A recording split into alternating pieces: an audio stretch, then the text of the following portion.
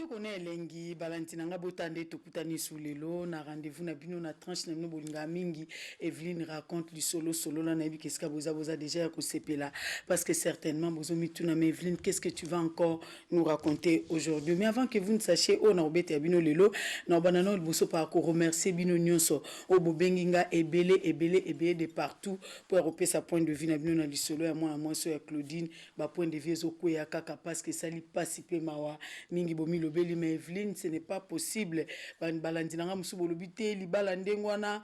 tellement famille ezo se retrouver à bomangote à kangaka motema ami pesa kana maboko nzambe mingi pe bolobi akenda lo ba vérité pa ba pasteur asenga mobali na lo ba vérité pa ba pasteur ba bonde la pona ye nzambe osalisa bango bazalaka elongo mingi pe bolobi no aboma libala wana po risque ya ko kanga marate po mutu talaka simba na ye babiloko na ye titanga Alexis apesi mukongo apesi ba oya apesi tina suka ko gita musuko lekisa ye abimi sacrifice pour na libota or que ye pas un droit à la vie parce que la vie est précieuse donc atika ka libala wana ba point de vue balandinanga za partager na ebité en tout cas molandinanga apesa inga lisolo même ngamo Evelyne nazo batena lo banini parce que bamisu balobité abomaka libala bamisu babité avandaka na libala mais ami pesa na losambo mingi mais nabi qu'est-ce que boza certainement bozo mituna mais Evelyne qu'est-ce que tu vas encore nous raconter aujourd'hui? Yanga Maurice Kimolo pour que sepel sa balandinanga baolanda Maurice Kimolo qui te connaît lengi loembo on a dédié en bino nyonso na ba salon na Niska boza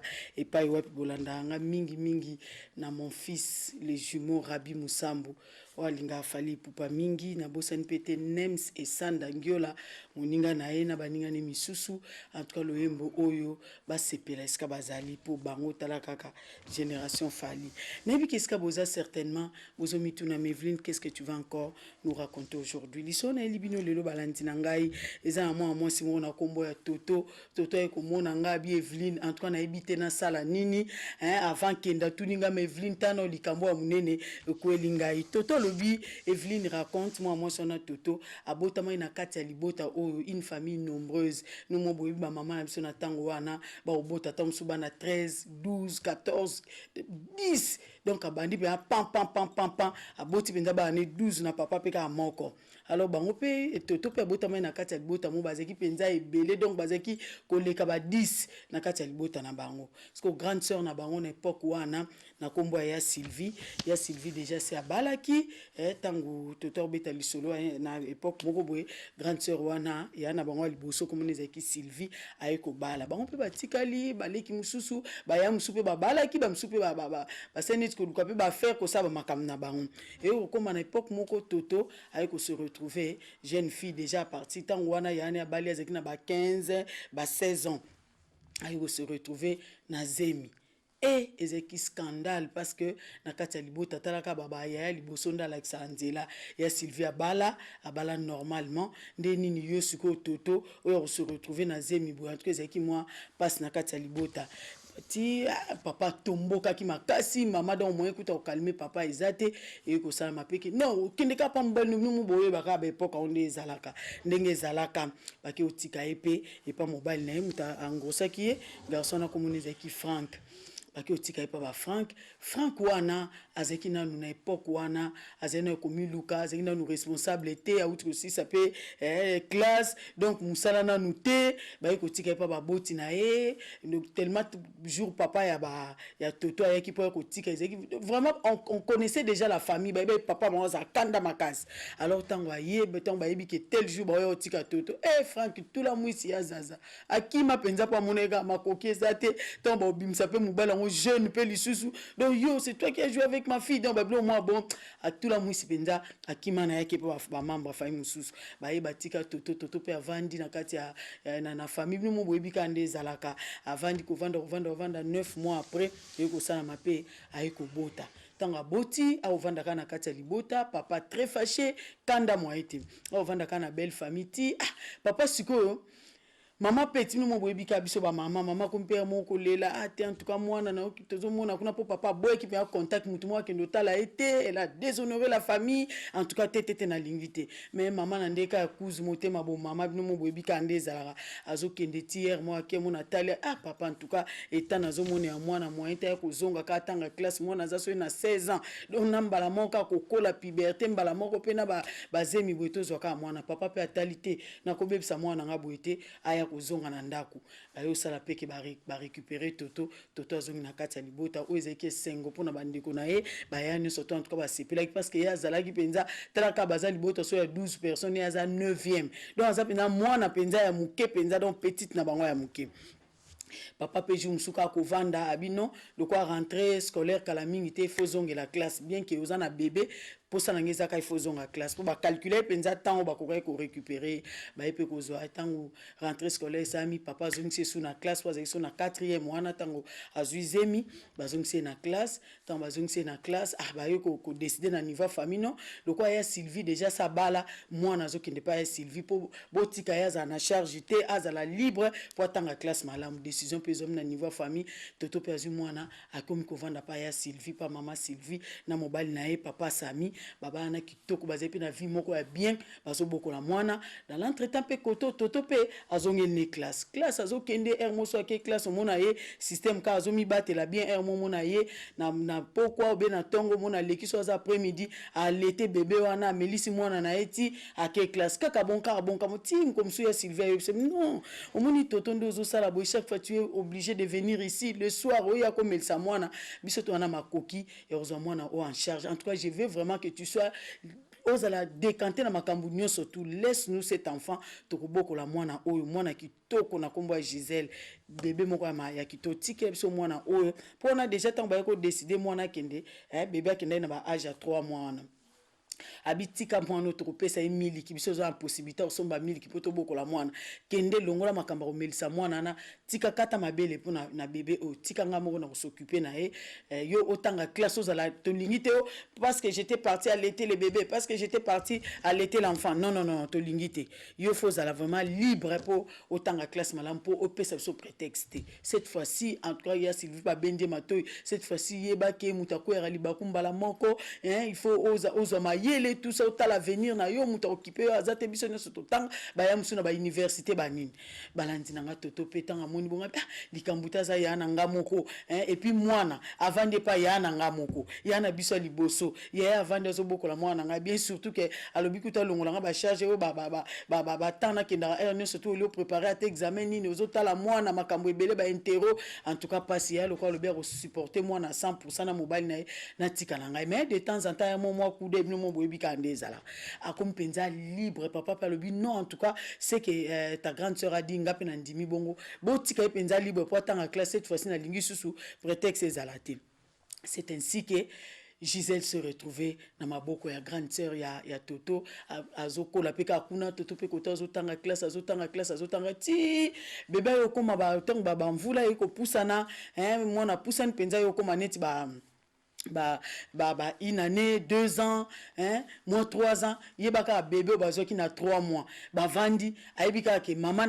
o ya benga maman Toto pepo na ye ça le gêne pas pourquoi parce que elle se dit maman wana o yazo benga maman aza grande sœur nanga donc maman kulutu na ya za maman maman biso kutu bakola eza difficile pour moi makamo ko minde na époque na biso oyo comme maman leki maman kutu na époque maman nyoso azeka maman ceux qui maman abino babota mana ba leki 10 bana nyoso maman maman Evelyne, maman Christine, maman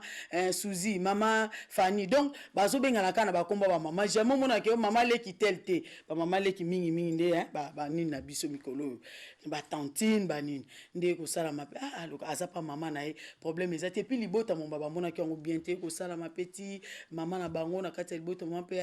ay ko zo malade maman za ki lisusuté. Bango ba tikali pe toujours ka na ligne wana ya conduite ya pe zo boko la le ki ne bien te ko sala ma grande sœur siko Sylvie na mobile ne Sami babino en tout cas biso to longa biso na mboka oyo na kin to kena biso to ke vivre en Afrique du Sud to vanda biso kuna mais ya o na ngena signaler bino eza tant surtout oya Sylvia balaki na bazaki na kati ya libana na bango na Sami mabota pe ezali koya te surtout que tout en amoni aso bota te et que leki na ya boti ayi kotikele bébé alobi en tout cas c'est fini moi nanga kaye donc ba adopta ki epenza et puis pona toto ezali ko gêner te za osale pas te azo mona kaka ke moi naza maboko ya mama na ye moi naza lokwa kaka eza pa na ye kaka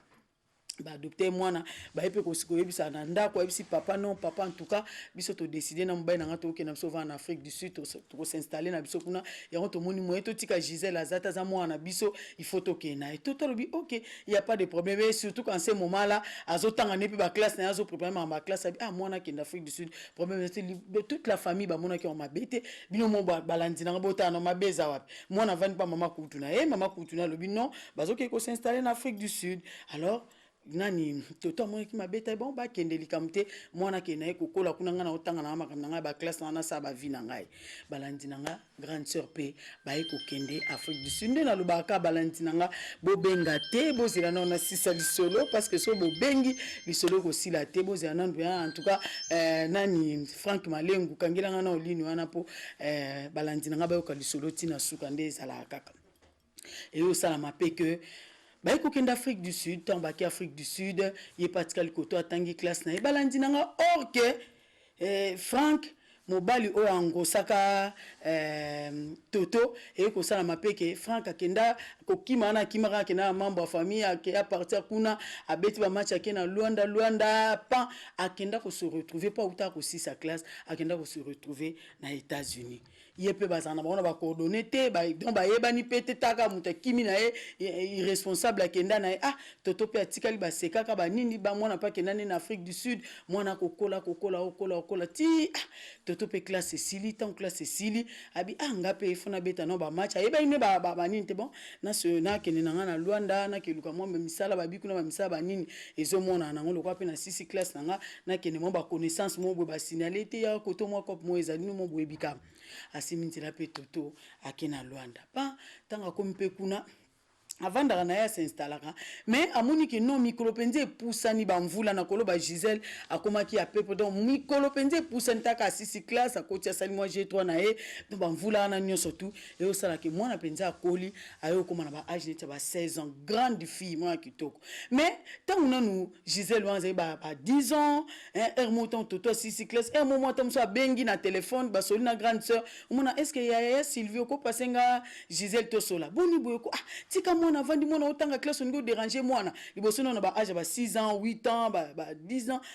boni boy moi na vandi ye pas au moins ya limbisa ngana zeka na posa na solo anaye te oso nini tika moi na vandi azotanga classe on go yebise nini yo ko sa makamususu te moi na to vandi na awa problème ne za wa ye po moi na ya lobby na kino ba ya nini po moi na vandi pa mama kulutu na za ya na ngamoko moi na ngaza leza vanda ya boko le nga moi na nga un jour kaka na so na za besoin moi na récupérer moi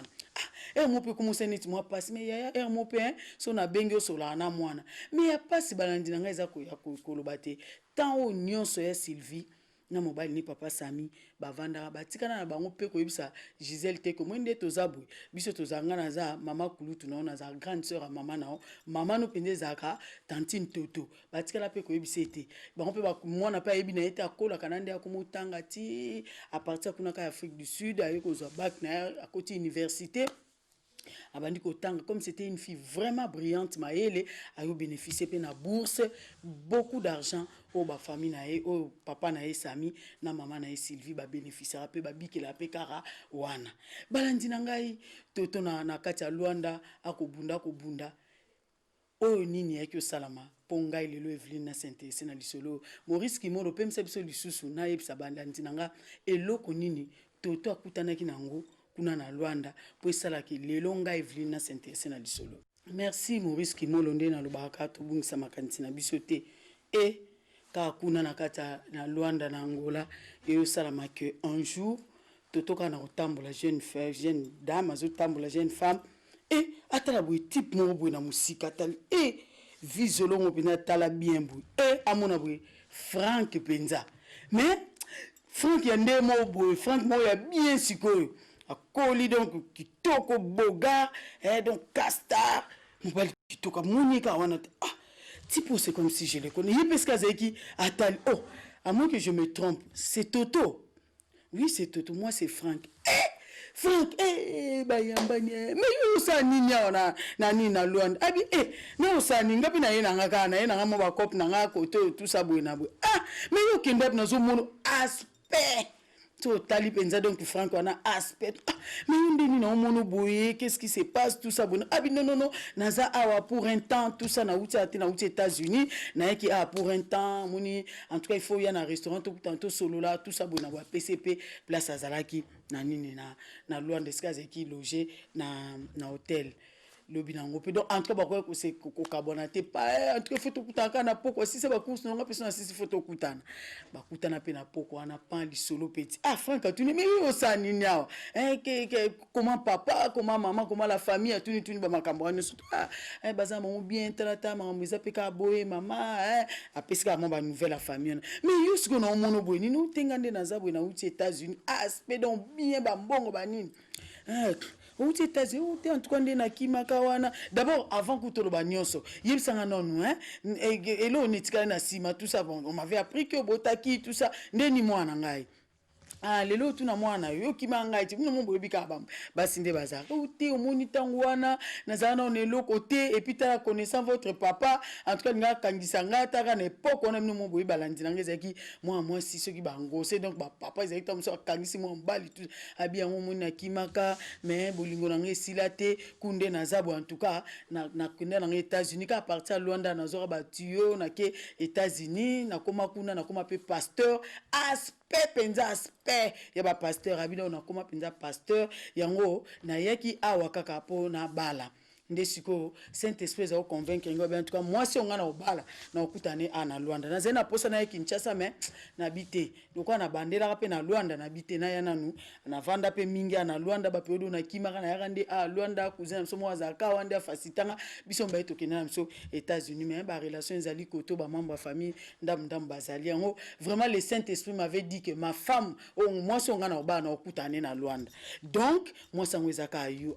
mais toi qu'est-ce que tu es devenu abibonga pe na sisa classe mwana ngaza na wapi yebisanga na mwana za no mwana za et pas Sylvie moya Sylvie azora mwana ta una eko bota na zonga ka papa ba décida ka na pesa ya Sylvie mwana boyo mo po ebia Sylvie pe na ebite soko moi tant ozalaka wana azai pe ko bota teti lelo ba onde mtu bazwa mwana na Gisèle na minute au mwana za Afrique du Sud yabi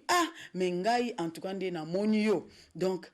Saint-Esprit ko sangate moi sa vie nangezaka yo donc le quoi to kutani moi so Seigneur ayibisenga ke na moi singa na obala na kutane na Luanda ezaka yo parce que coïncidence yo po yo bika non ya Luanda tout ça et au sana maketo kuta en tout cas vraiment tu es ma femme et surtout obala ozo ki engagement bité na tika na obala te bon na ten classe na nga na ndé na osa musa na ngai tout ça boina bon en tout cas maman il faut tozong saliba na biso na ebike esprit de Dieu ko sangate yo ndoza moi sa vie na nga ba yamba en tout cas ba solo laki bazongi sisu ba souvenir kala ba betani masolo ndenga kimaka ndenge to ba zongeli ba souvenir ka donc ezé penze lengi ba solo likitoko en tout cas vraiment des abou moi je suis capable nazaro lo baso na bali moi si na Luanda fona zonga kin na kino sisa non na résoudre makamba moi na pona za besoin na kena moi na ngana États-Unis aujourd'hui je suis un homme de Dieu na reconstituer foyer na ngai et na sala foyer mais comme na kutike moi sur l'esprit de Dieu me disait zaka yo toto donc liba na biso fo zongala tozwa moi na biso to vanda tande nzamba bongsara makambo na ezeki sengo balantinga ba dans l'entretemps moi na loko azana Afrique du Sud na osala nyonso pour vraiment moi na aya kozonga aya kokende bibosola na moi na bon de temps en temps pas vraiment tout ça moi na za maboko yaya abi bon loko to vandi yo vandi wa pe tenga zo sala na moi firme moko ezali awa tout ça boina bume na vanda pa wa cousine moko ya maman éloignée na za bon. En tout cas, je vais aller causer avec cette tante-là. Nous avons payé au billet. Il faut qu'il y ait en Afrique du Sud, question que nous récupérer moi, au bété, moi, à solo, tout ça comme ça. Moi, en tout cas, place on a pensé à habiter bon. Ok, nous récupérer moi, on a parti à Awaso, bon, biso en Afrique du Sud et tous en États-Unis. Je sais comment m'arranger avec ma famille. C'est déjà, mes parents n'ont pas déjà qui n'ont en Luanda pour n'a pas sambo makamba qui si ça m'a mal les photos qui n'a total le problème. Mais ça t'es où mais là qui te donc Franck a comme un aposa mon amour nae amoni toto pe kitoko bien ba fille pe patiente azo ki pe leçon amoni ki na koya ki mbala mo mena ko continuer ko bebate à se conserver pe kitoko bien pe bongo pe le quoi autant en classe Franck alobinga kaka moi sinanga yo kaka pan nani toto aiko se retrouver en Afrique du Sud tant comme la Franck azaki pasteur bazaki na l'église ba représentation na niveau Afrique du Sud a bengi ba confrère na ba pasteur abi non tout ça ma fiancée akoya tout ça azabo a PC pas adresse à l'église et sika okende yepé dans l'entretemps bengi pe ya Sylvie na papa Samia bien en tout cas nazoya en tout cas za masolo mo photo solo kutu awa ibsi ya Sylvie za ya na kuta na Frank talaka masolo mo ezala ya en tout cas fona ya brisque boya bien en tout cas vraiment na oya po eza vraiment brisque faut na yaka balandi na ngapa toto pe se retrouver en Afrique du Sud tanga e eloko ko kamwa grande sœur na Sylvie yaya na propre na mobile na babi non soko ye ole ba yambe na ndako babi non to kuta na restaurant tel tango ye renseigne-toi to yo kuta na wana ba ye pa ye tango ye akomi donc mobile na pisa ke makoki nyonso abi non on ne sait jamais zuma flat na ye pa na restaurant pe na pourquoi Sami na Sylvie na mwana Gisèle ba ye ko yamba ye pa ye ba yambie ba solo kaka ye moko nde toto tanga tali abi pour moi na déjà ça collier lancer une fille vraiment qui toko moi ça colli koleka kutu na mama na ye qu'on a bonne condition tanga moni ye moko toto milobe certainement Gisèle il fait zala ye parce que même ba photo na mona en tout cas ye mais na moni na pembe ni sumbinga donc tout ça bavandi basololi balandi na ngai ya kokamwa atikali donc tina nde liso na bango ezaki wana jamais que ça soit papa Sami ou bien nani grande sœur Nemo Sylvie c'est que kasi toto mwana no yeyo ti Gisèle rien basolola ka bongo eleki ye pa bi yaya moi pe na yoksa ya soni zati na tuna ke kasi yaya bo présenter ngai te botosi to botama libota botosi na kolo ba bongo te ameli ka ngenge bon comme ça yozonga ka na flat place ozali lobby oya na ndako poto za mama makambo to sala boyina lobby na ngope pan grande sœur Emo Sylvie ayeko zoai place azaki na hôtel po ba kina ndako tant ba komi yaya mais nazo kamwa lobby to solo litito sisi bo présenter nga mwana te bo laxi nga mwana te ke onani ba tokei kasi soko so na mwana on tokei balanzira ba komi pe na ndako Sami azalati tant ba komi na ndako ba mo ya Sylvie très fâché donc na attitude mon coup bien te abika Gisèle yewana bosola nae yana ngamoko bon likambute babendani pembe na si Gisèle non est-ce que oyebinga ya bi oui toi c'est tante Toto abi non en dehors de la tante oyebi est-ce que maman ne t'a pas raconté quelque chose sur moi habité maman ebisangelo motabi en tout cas na ebiki osalo choc tout ça voilà c'est moi ta mère ta unazoki zem nazeki mwana muke c'est pourquoi je t'avais confié à ma grande sœur pour beaucoup là moi na bandi ko lela c'est vrai donc toi tu es ma mère abi oui je suis ta mère nga zapina maman na botaki nde à cette époque là nazaki mwa muke na pesa ki pa ya na ngamoko akolisa balandi na ngai kuna pe ya Sylvie au sasa misana na minute ngang ba kaka mungongo voiture yi voiture nani ya papa Sami akotaka na salon de elo mo tuchage ata ba moni Gisèle na maman na Toto na Cointar bazo solola papa Sami atomboka nini et on a comme nous obéissé tout ça allez toi va dans ta chambre bengani mono allez sors à bengani belle sœur na Toto mais na salini makamni yozo obéissa mwana pas Sylvie mais yo makamni les qui nous obéissa mwana mais Sami non je ne veux pas ça na ligi biloko atal d'abord bima bengani l'enfant aussi n'a pas compris mais pourquoi papa doit chasser ma tante ou ma mère comme ça moi na côté na chamba bandi ko lela ba choc wana bandi kanisa c'est vrai ça doit être vrai tante Toto fois à maman na parce que moi na zongi si film a kanisa lobi à une certaine époque wana sko ya ko yebisa ngo Toto jour azwaki occasion sola na moi na tikali na chambre abandi ko lela Sami bengani Toto azongi mais problème nini yaya pe azolo belo teke ba ke ozo bengani poni uti mais Sami non je ne veux pas qu'elle vienne ici allez bima avec ma kamune moi ça zone na flat abengi pe Patrick abiti ndenge ezabo etala makambo ekomi boye na yaki awa grande sœur na mbaine na zomo neti eza facilité ya bi bon dans ces cas longwa na chambre place na ni hôtel wana ozali j'ai déjà appelé mon confrère le pasteur que no vande pas na bango parce que na mona ba lire ba criminalité ba niveau na ndeza type wana ko mona ke non tam su makambo ya sala na mwana bien déclare OK bango pe ba déclarer mwana wana comme étant mwana na bango ba bota abi longwa na pona ko mona ndienga pasteur oza moins insécurité que no vana pas baninga nanga akomovoye nga pe na otika te mwana nga kaka nga na okepa mwana ngai balandina nga 2 semaines après mwana vanda lela ba confisquer mwana ba téléphone nyonso mais bino mo boyebi ka biso ba maman na prudence ti baza osola pesa de mwana numéro garde ces numéros na za place tel temps musu makambo ezala mwana mkomisi loko ba yiba ba téléphone na ndenge na azu fixe ba parents bazakite abenga maman na bi c'est vrai tu es ma mère na moni aussi parce que je me rappelle tant nazo kola kaka un jour ba membre ya famille ya papa bayaka na ndako bazo benga ba banganga il faut na kende alors j'étais toute petite je me disais non okende ndenge nini ngaza mwana ba na okende nini vraiment tu es ma mère mais ah oui ça difficile balandi na ngai papa Sami moi sona toto abinga pe na tika tengaka mwana ngai 2 semaines après zonga lisusu tanga ya kuti ya na grande sœur na zakite Gisèle akuti ka papa Sami a toto la moi son le couteau a bêti yo sakana je tu es ici on dit oko zomano te si tu veux récupérer cet enfant na ko salelo des factures ya ba mbongo na ngani surtout na zomano oko zomana te balandi na nga ekomi azomwana baboyi babi akoki ko zomwana wana te na minute tozo ba balandi na parce que la télé est en des temps na minute tozo ba ndetoro baboyi toto ameki na ndenge nyonso ba pasteur bazeki ba ninga ya mobali ne ba convaincre tata na bi niet aopesa mwana ate toto azongi na Luanda eska mobali ne Patrick Azali ba mon pe moyete ba informer sko famille na kin ba bitala makambo ezalaka boye na niveau famille to vandaka to mona ke mwana ke nokola pa mama kutu na mais mama kulutu azolobelo mote mobali ne abeti ngai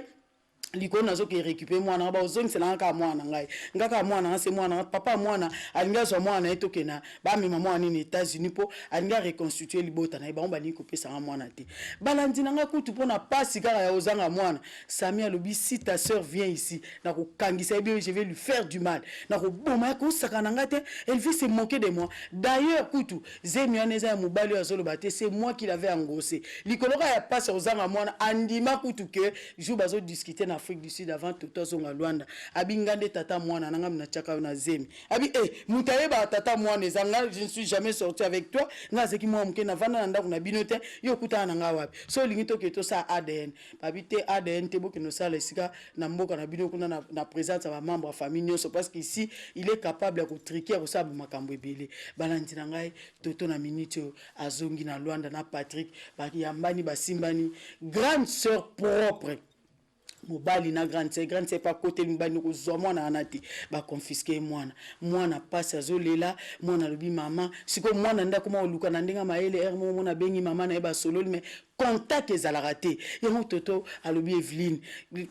avant zonga alobi Evelyne le fait que nandimaka mwana avant pa ya na ngamoko même père même mère ya na ngamoko bota lelo complication ya botelinga na sala nini bamiso balobi oboy mais tuna no balandi na histoire na sala ni po mobala grande sœur boti sous dossier kosi kutu po na pasika ya kangama na mwana po mwana azo a bourse mbongo ebele grande sœur na mobali ne ba se retrouvera pe bien que bazana bona ba moyen na bon mobali ana bia ko lâcher mwana te bon si ba déclarer mwana za ya bango kutu mwana na za rende mwana na ye je vais te dire la vérité Sylvie c'est vraiment ma fille tout ça boina boy ADN boya a tu ko sala mobali grande sœur bi niet na osata koma penza pomba famille ba lo bande ne so bi je prends dans une mois non pesa été moi si akolela Evelyne na sala nini bobenga ngai ebele bopesa point de vue na bino na lisolo ona elibino lelo merci l'équipe technique esungi ngai na pesi merci na Nzuzi de Cheke na bosanité Franck Malengo Landrine Makiese moi si kitoko papa Martin bino nyoso bolanda ngai Jean-Marie Luboya héritier Lubaki na bosanité équipe munene wana Evelyne raconte na bosan bino nyoso tout et merci na attention au bozaki nango na lisolo lelo nde na lobaka ka Maurice Kimolo le grand réal azala pe wana po kumbela masolo na oya sukisa mabanga wasukisa masolo na biki bozana minu bele balandi nanga na lingi bino mingi mais bon ndimakelelo to sukisa na bébé Maria mokonza ba bébé donc yende mtu asukisi masolo nyonso nde tokutani balasima na numéro mususu Evelyne raconte entre temps bonsoir chez vous.